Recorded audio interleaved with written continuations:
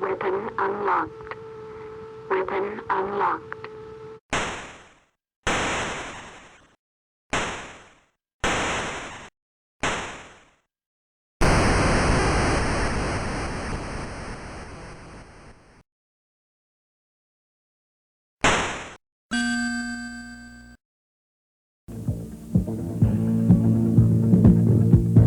Now, let's talk about ballasting.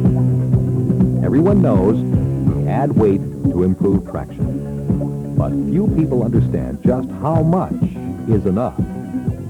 This is unfortunate because proper ballasting plays an important part in tractor performance, productivity, and fuel economy. With too little ballast, the tractor tires will spin.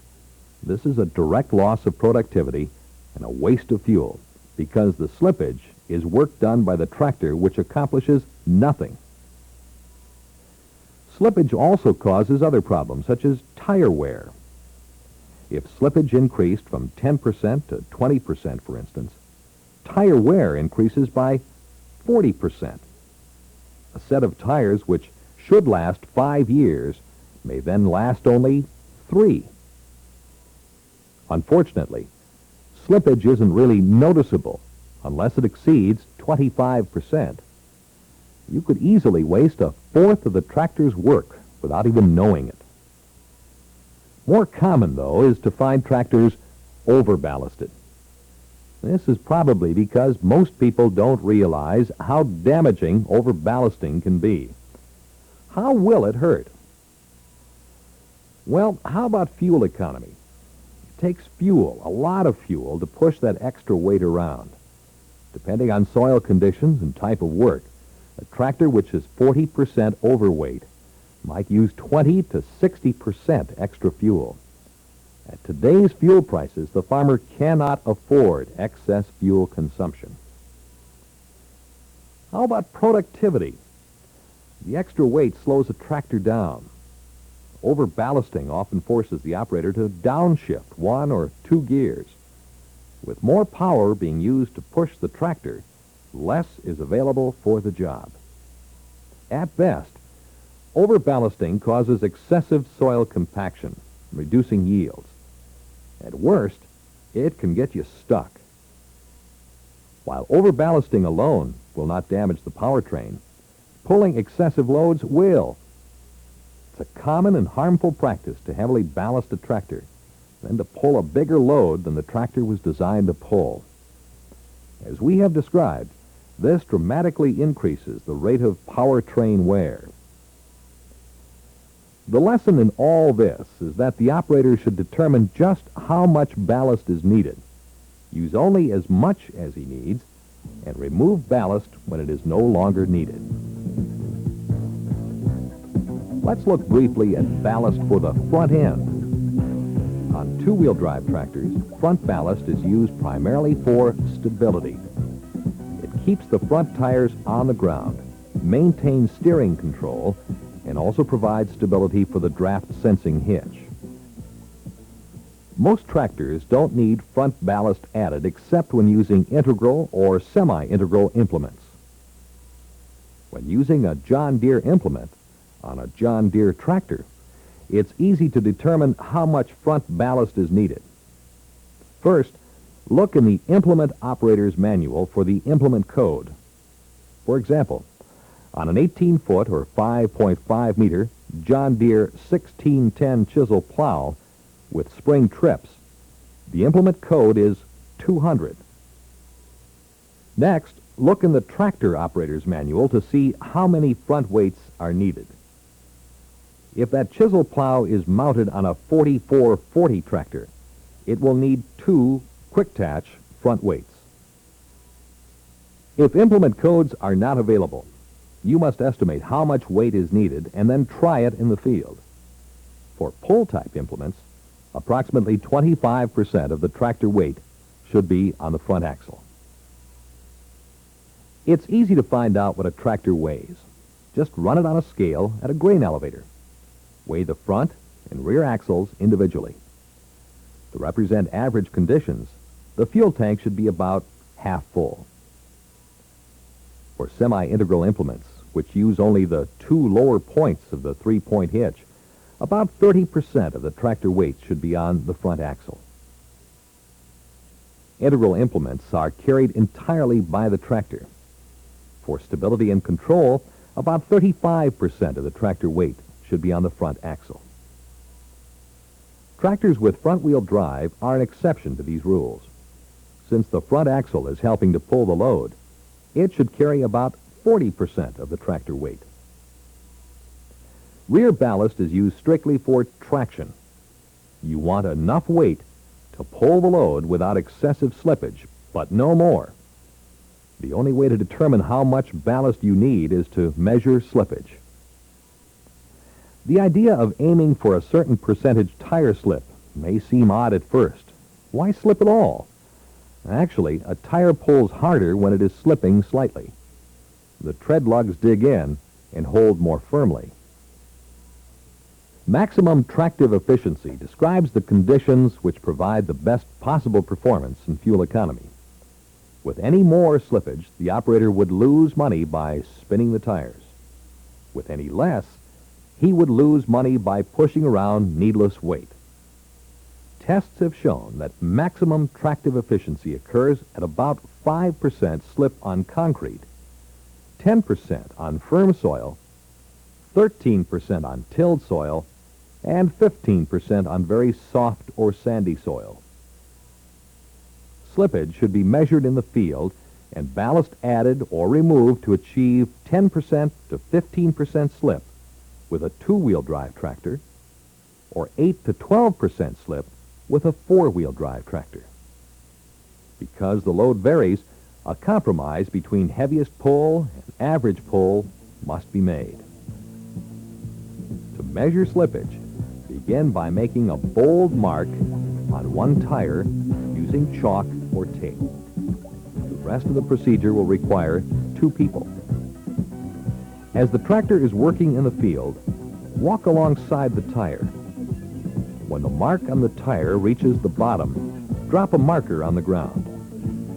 Take care to place the marker where the implement will not run over it. Walk alongside the tractor and count revolutions of the wheel.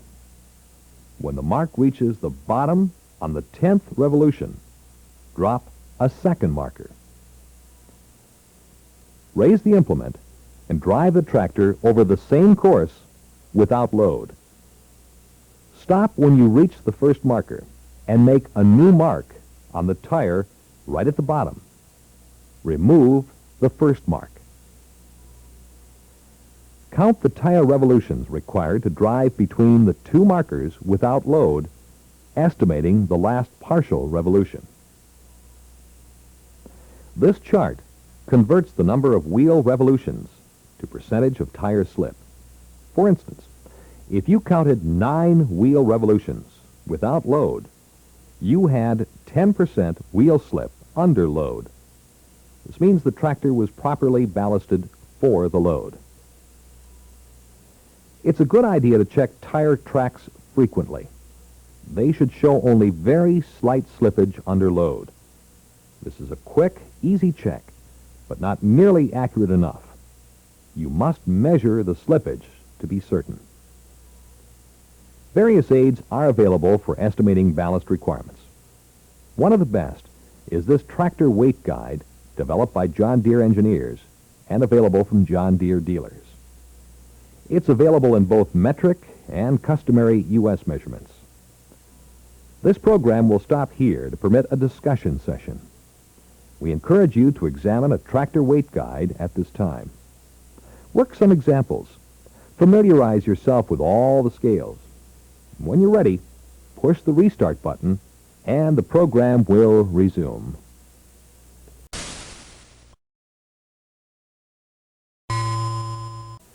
Remember that the weight guide provides only an estimate. Measuring slippage in the field is the only way to be accurate. And don't be surprised if it turns out the tractor doesn't need any ballast at all. Added ballast is primarily for pulling heavy loads at low speeds, which we try to discourage. Different types of ballast are available, and each has advantages. Calcium chloride solution costs the least, but cast iron weights are easier to add and remove. We've also discussed proper weight distribution for two-wheel drive tractors. A four-wheel drive tractor should have 55% of the tractor weight on the front axle for towed implements. Pulling a heavy load tends to lift the front end, so weight distribution under load is about 50-50. If it's used with integral implements, 60% of the tractor weight should be on the front axle. Certain off-balance loads require special ballasting methods. Plowing in a furrow is a good example. The tilt of the tractor shifts so much weight to the furrow wheel that it's easy to overload one tire without having adequate weight on the other for traction. In this situation, the operator may want to add both liquid and cast iron weights to the land wheel and nothing to the furrow wheel. The differential lock should also be used to limit wheel slippage.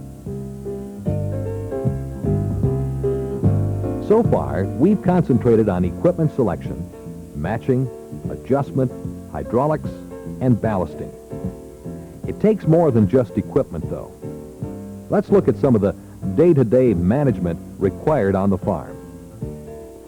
The time spent planning field work is as important as the time spent in the field. If a neighbor's equipment seems to cover more ground or do a better job, maybe the neighbor is more effective in planning his work.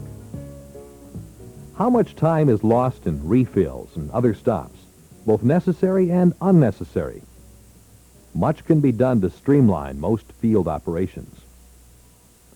Proper service and maintenance of both the tractor and the implement are important. No machine will perform well without the proper care. A few minutes each day can save hours of downtime later.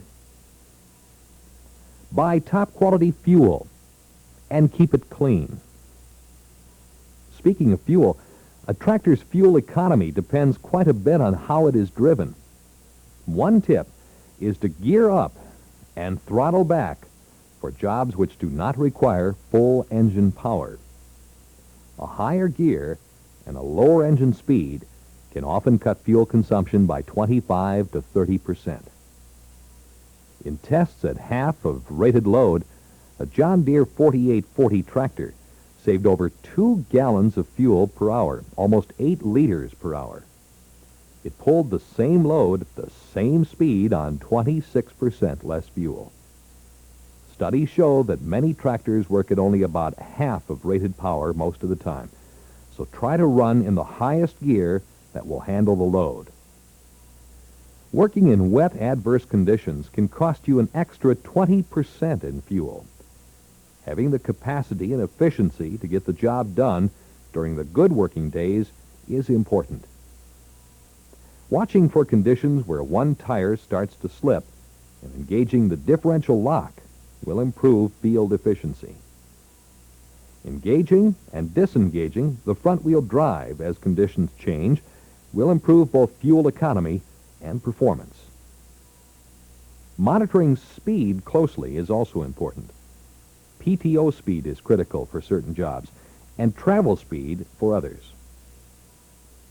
We can't overemphasize safety. People sometimes think that safety precautions stand in the way of productivity, but this view is short-sighted. Safety is the heart of productivity because you can't work when you're injured. The operator should study every safety rule and consciously develop safe working practices. Be an example. The operator should also take the time to read the operator's manuals for all his equipment. He should look for and follow lubrication and service instructions, adjustments, specifications, safety rules, and further information on such topics as the hydraulic system. For seasonal machines like planters, he should review the manual each year to refresh his memory. The farmer should visit with his John Deere dealer. He's the best authority on John Deere equipment and its application in his area. Farming methods vary greatly from one area to another, and the farmer needs to know what works best locally. A farmer should talk to his neighbors and find out what works best for them and what problems they have. Most farmers are glad to discuss machinery and farming practices. To succeed as a farmer today, one must be a business manager. Even if an observer thinks that all a farmer does is drive a tractor, the farmer is truly an executive. He makes all the decisions. John Deere equipment is designed and built for top field performance, but it takes teamwork to achieve this excellence. The dealer and customer must select and match the proper equipment. The dealer and service technician must prepare and adjust the equipment to meet the customer's requirements. The customer must also constantly watch for changing conditions and make field adjustments as necessary. With the proper teamwork, the customer's reward is more work done, better, and more easily, and a return on his machinery investment.